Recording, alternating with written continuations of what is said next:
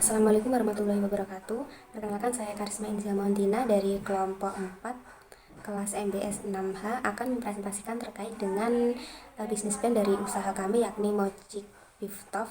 Sebelumnya, Mojik Biftov ini merupakan usaha yang menghadirkan produk lumpia beef dengan latar belakangnya karena dari masyarakat UIN itu sendiri rata-rata atau mayoritas menyukai makanan yang praktis serta bercita rasa gurih. Kemudian Mojik Pivot ini didirikan oleh 6 anggota tim. Kemudian pendirinya itu Daru dan lokasinya itu di UIN Raden Mas Said Surakarta dengan ada 2 varian, yakni varian daging ayam dan juga daging sapi, dengan harganya itu dibanderol mulai dari 5 ribuan.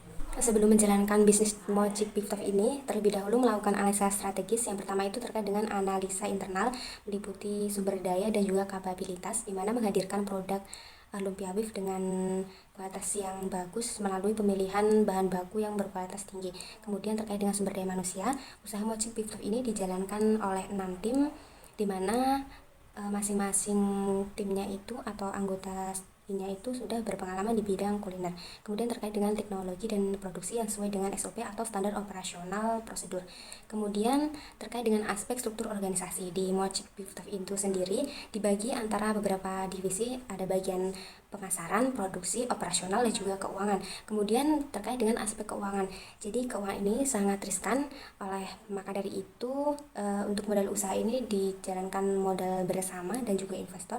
Kemudian modal usaha ini cukup untuk menjalankan operasional sehari-hari. Analisa yang kedua yakni analisa eksternal, dengan yang faktor yang pertama itu ada lingkungan industri, di mana menganalisis pesaing atau kompetisi pasar dari bisnis Mojik Biftov. Kemudian ada tentang permintaan pasar, bagaimana menganalisis permintaan customer atau selera customer yang cenderung stabil dan juga bisa berubah-ubah. Faktor yang kedua yakni menganalisis terkait dengan faktor ekonomi. Jadi adanya fluktuasi harga bahan baku sehingga mengharuskan Mojik Biftov ini untuk menerapkan strategi agar tetap memberikan atau memproduksi dengan bahan baku yang berkualitas dengan harga yang terjangkau. Kemudian ada faktor atau analisa tentang regulasi dan kebijakan, di mana peraturan pemerintah itu mengharuskan adanya terkait sertifikasi halal, kemudian kebersihan dalam menjalankan suatu usaha. Kemudian ada teknologi, di mana Mojik Biftov ini harus memaksimalkan penggunaan teknologi untuk melakukan pemasaran sehingga dapat melakukan ekspansi yang lebih luas untuk distribusi produknya. Kemudian ada sosial dan budaya, bagaimana Mojik Biftov itu menganalisa terkait dengan perubahan selera konsumen yang ada di sekitar Kartasura. Yang ketiga ada analisa SWOT. Yang pertama itu ada strength atau kekuatan, di mana Mojik Biftov ini menghasilkan produk dengan kualitas bahan baku yang tinggi, kemudian harganya itu terjangkau sesuai dengan kantong mahasiswa tentunya, dan timnya itu sudah berpengalaman di bidang kuliner. Yang kedua ada weakness atau kelemahan, di mana masih terbatasnya modal untuk melakukan ekspansi yang lebih luas, kemudian adanya ketergantungan terhadap pemasok bahan baku karena belum bisa memakai bahan baku yang diproduksi sendiri. Kemudian ada jangkauan distribusinya itu masih terbatas, hanya sekitar Kartasura, seperti itu. Kemudian yang ketiga ada opportunities atau peluang, adanya potensi ekspansi yang lebih luas seperti model franchise. Kemudian ada pemanfaatan teknologi sehingga dimanfaatkan untuk pemasaran digital, dan itu akan memperluas ekspansi distribusi. Yang keempat itu terkait dengan threat atau ancaman, adanya persaingan yang ketat dengan bisnis yang juga bergerak menghadirkan produk yang bercita rasa gurih. Kemudian adanya fluktuasi harga bahan baku dan adanya perubahan regulasi pemerintah yang nantinya mungkin akan mempengaruhi operasional dari bisnis Mojik Biftov. Kemudian terkait dengan rencana pemasaran, yang pertama itu Mojik Biftov menganalisis tentang analisa kompetitornya. Jadi ada 2 kompetitor yang sama-sama menyediakan produk dengan cita rasa yang gurih. Yang pertama itu ada martabak rock and roll, di mana dia memproduksi martabak dan varian daging sapi dengan harga dimulai dari 30 ribuan. Itu berjualannya secara offline dan juga Shopee Food, tetapi belum memiliki akun marketplace dan juga belum memiliki NIB, dan pelaku usahanya itu masih minim terkait dengan sanitasi halal dan juga literasi keuangan, sehingga pencatatan keuangan itu belum teratur. Untuk pesaing yang kedua itu martabak Mansek Lebasio, di mana dia menjual martabak telur dengan harga 25 ribuan dan martabak lainnya. Kemudian untuk martabak ini itu sudah terdaftar di Shopee Food, tetapi belum memiliki NIB, dan juga selain di Shopee Food itu juga berjualan secara offline. Kemudian selain menganalisa terkait kompetitor, Mojik Biftov itu sendiri juga menganalisis market size-nya. Jadi berdasarkan data dari laman web UIN, mahasiswa itu totalnya itu sekitar 18 ribuan mahasiswa, sehingga itu bisa menjadi target pasar dari Mojik Biftov di rentang usia remaja sampai dewasa. Selain itu, ada masyarakat sekitar Kartasura yang totalnya itu hampir mencapai sekitar 110 ribuan. Nah, itu juga bisa menjadi target dari Mojik Biftov. Segmentasi dan juga target pasar dari Mojik Biftov. Mojik Biftov itu membagi segmentasi menjadi 3. Ada yang pertama itu segmentasi demografis, di mana pelanggan utamanya itu remaja sampai dewasa dengan usia 15 sampai 40 tahun. Kemudian untuk segmentasi psikografisnya itu bagaimana Mojik Biftov dapat memahami perilaku dan gaya hidup dari masyarakat maupun mahasiswa di sekitar Kartasura yang menyukai makanan dengan cita rasa gurih dan juga praktis. Kemudian yang ketiga ada segmentasi geografis, di mana mentargetkan pasarnya itu di area Kartasura. Nah, sehingga target pasar yang ingin dicapai oleh Mojik Biftov itu remaja dan sampai dewasa di sekitar area Kartasura. Analisa pelanggan dari usaha Mojik Biftov ini selain mentargetkan mahasiswa, juga mentargetkan para pecinta kuliner yang menyukai makanan produk praktis, bercita rasa gurih, dan juga bisa menjadi pengejar lapar. Kemudian di Mojik Biftov ini ada yang namanya marketing mix. Yang pertama itu ada produk.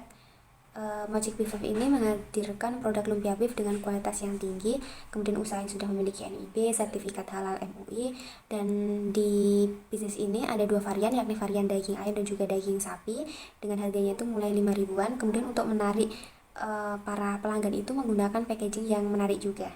Kedua ada harga. Mojik Biftov ini menerapkan harga untuk setiap produknya itu mulai dari 5 ribuan per porsinya. Kemudian yang ketiga itu promosi, di mana memaksimalkan adanya teknologi dengan menggunakan pemasaran melalui pesan instan atau WhatsApp, memaksimalkan penggunaan Instagram Ads, fitur-fitur yang ada di TikTok Ads. Kemudian sebelum lebih luas lagi, jadi awalnya itu membagikan brosur supaya bisnis Mojik Biftov ini dapat dikenal oleh customer. Kemudian yang terakhir ada place atau saluran. Jadi Mojik Biftov ini sudah terdaftar di Shopee Food dan juga GrabFood. Selain itu juga tetap berjualan melalui offline di Foodcourt UIN Raden Said Surakarta. Rencana organisasi dan manajemen. Visi dari bisnis Mojik Biftov itu sendiri menjadi pionir dalam industri kuliner dengan menghadirkan produk lumpia beef yang beragam dan juga memberikan inovasi yang baru yang berbeda dengan bisnis lumpia pada umumnya. Kemudian untuk misinya itu menghadirkan produk lumpia yang berkualitas, kemudian memberikan pengalaman yang terbaik, ramah dan juga responsif. Untuk selanjutnya itu mengembangkan inovasi pada varian produknya, mengadopsi praktik bisnis yang lebih ramah lingkungan untuk kedepannya atau keberlanjutan bisnis. Tujuan usaha dari bisnis Mojik Biftov ini melakukan peningkatan yang lebih luas, melakukan ekspansi yang lebih luas juga, sehingga dapat meningkatkan penjualan, kemudian memberikan kepuasan pelanggan sehingga akan menghadirkan loyalitas pelanggan, mengembangkan diversifikasi produk dan juga keberlanjutan operasional. Dalam satu bisnis tentunya ada yang namanya struktur organisasi. Struktur organisasi dalam bisnis Mojik Biftov itu terdiri dari CEO, yaitu Daru. Kemudian ada manajer yang bergerak di bidang keuangan, Yayan, dan Karsma Insia yang bergerak di bidang manajer operasional. Ada Nilam dan juga Roro yang bergerak di bidang manajer pemasaran. Kemudian ada Agni yang bergerak di bidang manajer sumber daya manusia. Dalam rencana produksi, Mojik Biftov itu sendiri melakukan beberapa tahapan. Yang pertama itu ada pengadaan bahan baku seperti daging ayam, daging sapi, kulit lumpia, dan juga bahan lain-lainnya. Kemudian ada proses pengolahan bahan tersebut. Kemudian ada pengisian sebelum dimasukkan atau dijadikan satu dengan kulit lumpia. Dan juga ada penggorengan untuk mencapai finishing produknya. Rencana operasional dijalankan pada bisnis Mojik Biftov itu terkait dengan produksi yang dilakukan setiap hari, setiap ada customer. Kemudian ada untuk sumber daya manusianya itu membutuhkan koki, tenaga pengemasan atau packing, dan staf administrasi. Untuk rencana distribusi dan pemasaran itu melakukan penjualan secara offline di UIN Raden Said Surakarta dan juga penjualan secara online melalui media sosial, Instagram, Ads. Kemudian untuk selanjutnya ada melakukan pengawasan kualitas terkait dengan bahan baku dan bahan tambahan lainnya. Aspek evaluasi dan pengembangan.